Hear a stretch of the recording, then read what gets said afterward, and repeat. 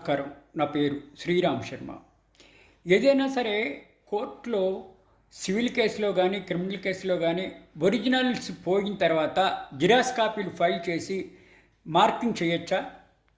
ఇదే విషయాన్ని గౌరవ మద్రాస్ హైకోర్టు సింగిల్ జడ్జి ఒక తీర్పు ఇవ్వడం జరిగింది.